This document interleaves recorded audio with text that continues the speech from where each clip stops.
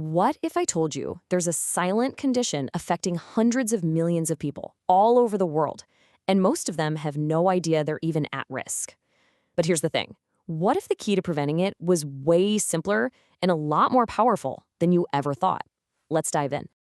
830 million. Just let that number sink in. That's how many people are projected to be living with diabetes across the globe by 2045. Now, to give you some perspective, that number has just exploded from around 200 million back in 1990.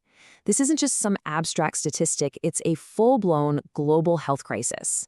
And this isn't just happening somewhere else. Right here in the US, the numbers are just as staggering. We're talking about over 115 million adults who have prediabetes. That means more than 2 out of every 5 American adults are already on the path toward developing type 2 diabetes. But here's the part that really gets me. More than 8 out of 10 people who are in this high-risk stage have absolutely no idea. You see, prediabetes usually doesn't have any clear symptoms, which is exactly why it's such a critical, silent warning. Okay, I know those numbers can feel pretty overwhelming, but here's the good news, and it's really good news. The science behind prevention is incredibly clear and, honestly, super empowering. There are proven, concrete steps you can take to literally change your health's future. Welcome to Medoridhem. We've built this entire breakdown on solid, evidence-based research from the world's most trusted health institutions, like the CDC and the World Health Organization. If you value science-backed health information, do us a quick favor and hit that like button and subscribe.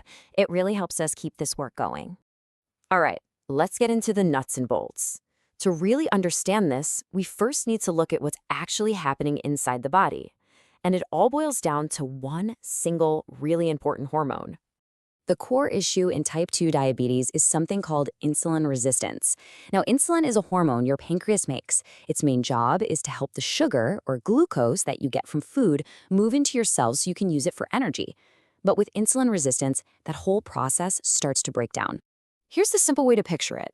Think of a key and a lock. When you eat, your blood sugar goes up. Your pancreas then releases insulin, which acts like a key. This key is supposed to unlock your cells to let all that sugar in for fuel. But with insulin resistance, it's like the locks on your cells get rusty. They start resisting the key. So the sugar gets locked out, it stays floating around in your bloodstream, and that's what causes your blood sugar levels to get dangerously high. So, how does this whole key and lock problem start to show up in real life?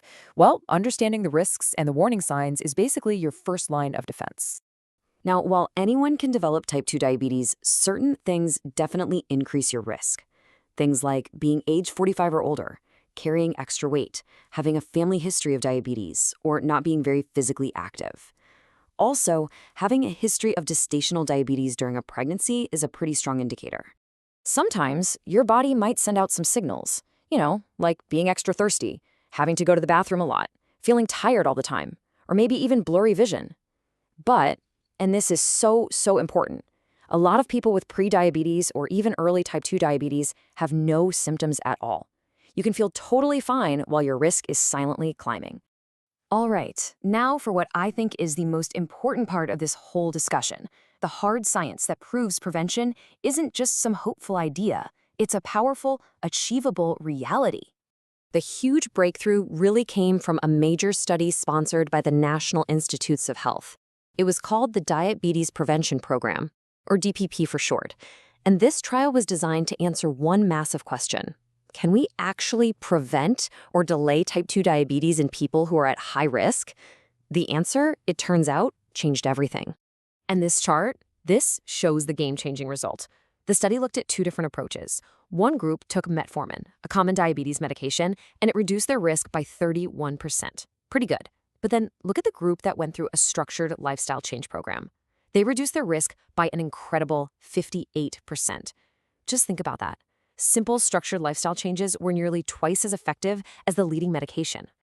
So what was this lifestyle change that was so powerful? It wasn't anything extreme. The goals were actually pretty modest. Lose about 5 to 7% of your body weight. For a 200-pound person, that's just 10 to 14 pounds. And get at least 150 minutes of moderate activity a week. We're talking about something as simple as a brisk walk. That, combined with healthier eating habits like smaller portions and drinking water instead of soda, was the blueprint. And this isn't just some one-off finding. The evidence is so strong that the World Health Organization puts it plainly. Lifestyle changes are the absolute best way to prevent or delay type 2 diabetes, period. Now, knowing all of this is fantastic, but knowledge is only really powerful if you act on it. And the first step in taking action is working with a doctor and getting screened. Based on all this strong evidence, there are now official guidelines. The U.S. Preventative Services Task Force recommends that all adults between the ages of 35 and 70 who are overweight or have obesity should be screened for prediabetes and diabetes. It's a simple blood test that can tell you exactly where you stand. And if it turns out that prediabetes or diabetes is detected, management is a comprehensive plan that's tailored for you by your doctor. It's not a one-size-fits-all thing. It might involve a lifestyle program like the one in the study, maybe medication, and definitely regular monitoring. The key is that it's a proactive partnership with your healthcare team. And this really shows you what's at stake because the choice is incredibly stark. With proactive management, all those devastating complications can be avoided or at least significantly delayed, protecting your health for the long term. But if it's left untreated, the disease can cause severe damage. We're talking heart attacks, strokes, kidney failure. The two paths just could not be more different. Now, it is really important for us to be clear. This explainer is for educational purposes only. It is absolutely not a substitute for professional medical advice. Any decisions about your health, especially about screening or prevention, have to be made with a healthcare provider who knows you and your personal health history. So as we wrap this up, I want to leave you with a question. The science is crystal clear that small, consistent changes can have a massive impact. So after hearing all this, what's one small, totally manageable step you can take this week to invest in your own long-term health? Did this breakdown help answer your questions? We'd love to hear from you in the comments. And if you found this valuable, please hit that like button and subscribe to Measure Them. Your support helps us create more reliable, science-based health content for everyone. Thanks so much for watching.